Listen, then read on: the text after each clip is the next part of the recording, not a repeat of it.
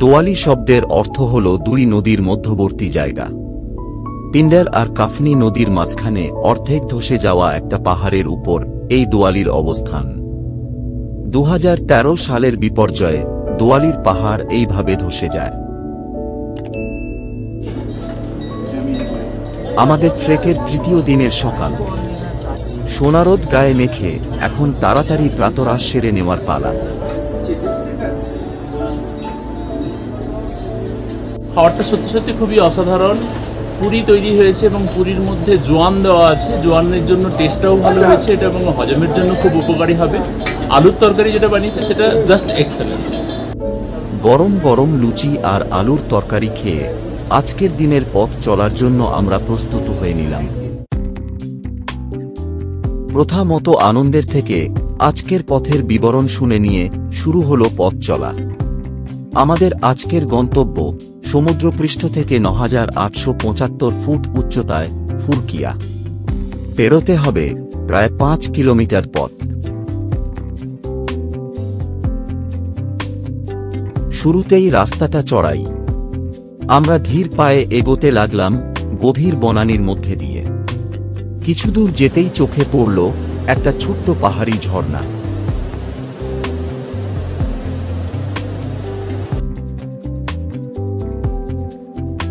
আরও একটু উপরে উঠে একটা বাঁক ঘুরতেই গাছের ফাঁক দিয়ে প্রথম দেখতে পেলাম নন্দাদেবীর শ্বেতশুভ্র চূড়া। আনন্দের মতে আমাদের গন্তব্যের কিছু উপরে নন্দাদেবীর একটা মন্দির আছে, সেখানে রাখা পতাকা হিমালয়ের হিমেল হাওয়ায় ফুরফুর করে ওড়ে বলে ওই জায়গাটার নাম ফুরকিয়া। আজ আমাদের ভাগ্য সুপ্রসন্ন। সকাল থেকেই আবহাওয়া খুবই ভালো রয়েছে। হালকা হিমেল পরশ, রৌদ্র করজ্জ্বল দিন। অতটা ক্লান্তি বোধ হচ্ছে না। নন্দাদেবী ইস্ট আর পিন্ডার নদীকে সাথে রেখে আমরা চলতে থাকলাম বোল্ডারে ভরা রাস্তা দিয়ে।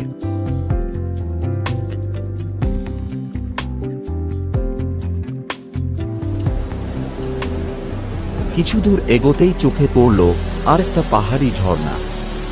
আমাদের পথের মাঝ বরাবর আড়াআড়িভাবে বয়ে গেছে। খুব সাবধানে পাথরের উপর পা ফেলে আস্তে আস্তে পেরিয়ে যেতে হলো আমাদের।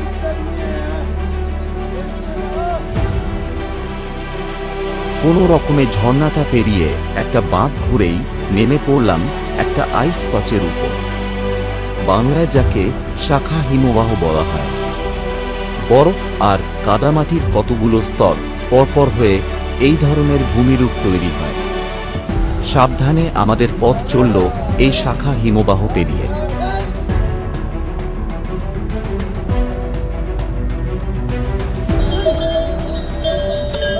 এই গ্লেসিয়ারের একটা বিশেষ বৈশিষ্ট্য হলো একদম গ্লেসিয়ারের উপরে এক একটা লেয়ারের সয়েল ওটাকে প্রিজার্ভ করে রেখেছে। ওপরে যে সয়েল লেয়ারটা থাকার জন্য টেম্পারেচারটা রেডিয়েট করতে পারছে না, এই কারণে এই গ্লেসিয়ারটা অনেকটা জমে আছে। এবং অদ্ভুত ব্যাপার, এই যে গ্লেসিয়ার মেল্ট করে একটা ছোট্ট রিভারের মতো করে এই পিন্ডার রিভারের সঙ্গে গিয়ে মিশেছে। ঝর্ণা, তারপর শাখা হিমবাহ পেরিয়ে এরপর এসে পড়লাম অসাধারণ সুন্দর সবুজ এক বুগিয়ালে, যার নাম জোয়ার পানি। অতঃপর কিছুটা বিশ্রাম আর নন্দাদেবীকে প্রেক্ষাপটে রেখে চলল এই অপরূপ দৃশ্য ফ্রেমবন্দি করার পালা।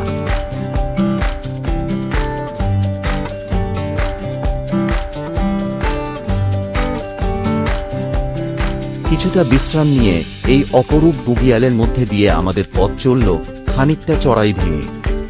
পায়ে হেঁটে পাহাড় ভ্রমণ বা ট্রেকিংয়ের ক্ষেত্রে বলা হয়ে থাকে যে গন্তব্যই এখানে মূল লক্ষ্য নয়, চলতে থাকাটাই প্রধান উদ্দেশ্য। সেই কারণেই এত সুন্দর এক বুগিয়ালকে পেছনে ফেলে আমাদের এগিয়ে চলতেই হবে।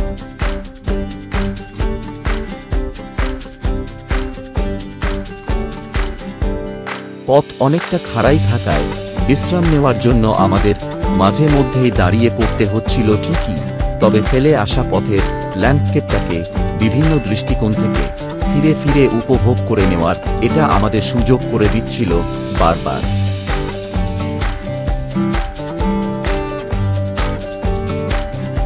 কোথাও চিহ্নিত, আবার কোথাও শুধুমাত্র অনুমান করে নেওয়া পথরেখা বেয়ে মিত্র ট্রেকারের দল চলতে থাকল হিমালয়ের গুল্মবৃক্ষের আলো ছায়ার আবডাল ধরে।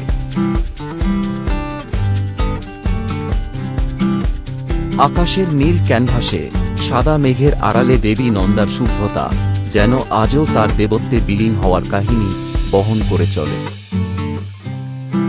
জনশ্রুতি আছে, নন্দা ছিলেন কুমায়ুনের চাঁদ বংশীয় কোনো এক রাজার পরমাসুন্দরী কন্যা। রহিলা এক রাজপুত্র নন্দার সাথে বিবাহ প্রস্তাব পাঠিয়েছিলেন, কিন্তু নন্দার পিতা এই প্রস্তাব প্রত্যাখ্যান করেন। এর ফলে রাজপুত্র যুদ্ধ ঘোষণা করেন এবং কুমায়ুনের রাজাকে পরাজিত করেন। প্রাণ বাঁচাতে রাজকন্যা নন্দা তুষারময় পর্বতের চূড়ায় উঠে পর্বতের সাথে মিশে যান। এরপর থেকে এই পর্বত নন্দার মন্দির হিসাবে পরিচিতি পায়, আর রাজকন্যা নন্দা হয়ে ওঠেন নন্দাদেবী। জনশ্রুতি বা কিংবদন্তি যাই হয়ে থাক না কেন, হিমালয়ের পথে পথে প্রতি পদক্ষেপে তা নিশ্চিতভাবে এক আধ্যাত্মিক উপলব্ধিতে নিবন্ধ হয়, যা এক বিশালতার মাঝে নিজের ক্ষুদ্রতাকে নিরন্তর প্রকাশ করে চলে। পিণ্ডার নদীর গিরিখাদের ঢাল বেয়ে আঁকা বাঁকা পথে আমাদের শেষ কিছু কিলোমিটার পথ চলল, কখনো রোডোডেনড্রন, কখনো বা বনগোলাপের সাথে আলাপ করে।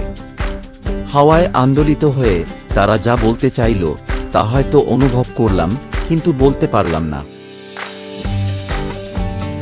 দাউলি থেকে ফুরকিয়া আমাদের আজকের হাঁটা পথের দূরত্ব ছিল মোটামুটি 5 কিলোমিটার মতো।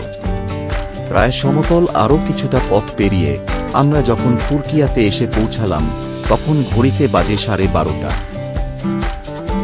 ফুরকিয়াতে কুমায়ুন মণ্ডল বিকাশ নিগমের রেস্ট হাউসে আমাদের আজকের রাত্রি যাপনের ব্যবস্থা হল। রেস্ট হাউসের কাছে অনতি দূরেই চোখে পড়ল কিচেন, আর তার লাগোয়া আমাদের 5 তারা ডাইনিং হল। স্যাক রেখে হাত পা ধুয়ে কিছু সময় বিশ্রাম নিতেই দেখলাম আনন্দ আমাদের জন্য লাঞ্চ সাজিয়ে হাজির। ফুরকিয়াতে এসে গরম গরম খাবার খাচ্ছি, 1টা বাজে। আমরা আধ ঘন্টা আগে এসে পৌঁছেছি। ভাত, ডাল, স্যালাড, পাঁপড়, বহুত আচ্ছা। লাঞ্চ শেষ হতেই আবহাওয়া ঠান্ডা করে এক পশলা টিপটিপে বৃষ্টি হয়ে গেল। মেঘ আছে, তবুও বৃষ্টিটা কমে গেছে। আমরা একটু চা নাস্তা করে বেরোবো ভাবছি। এখন দেখা যাক ওয়েদার কীরকম থাকে। আর বৃষ্টি আসবে না ধরে নিয়ে পকোড়া আর চা সহযোগে হালকা নাস্তা সেরে এরপর আমরা বেরিয়ে পড়লাম ফুরকিয়ার আশেপাশে।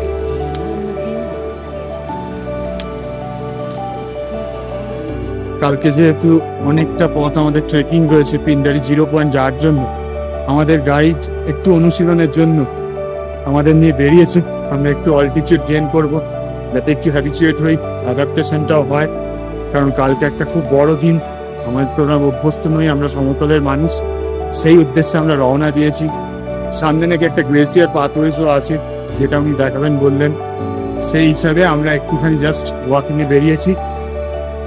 আনন্দ বলল, পাহাড়ি মোনাল, যা উত্তরাখণ্ডের রাজ্য পাখি, তাদের নাকি এই অঞ্চলে বেশি দেখতে পাওয়া যায়। অসাধারণ এই পাখিটি দেখতে পাওয়া সত্যিই ভাগ্যের ব্যাপার। এরপর এসে পড়লাম সেই আইস প্যাচের কাছে। বেশ বড়সড় বরফের চাঁইয়ের নিচে থেকে অবিরাম জলধারা বয়ে চলেছে। আনন্দ তার আইস অ্যাক্স দিয়ে পরীক্ষা করে নিল কাল তার উপর দিয়ে যাওয়া যাবে কিনা, আর আমরা ব্যস্ত হলাম এই দৃশ্যের সাথে নিজস্বী তুলতে।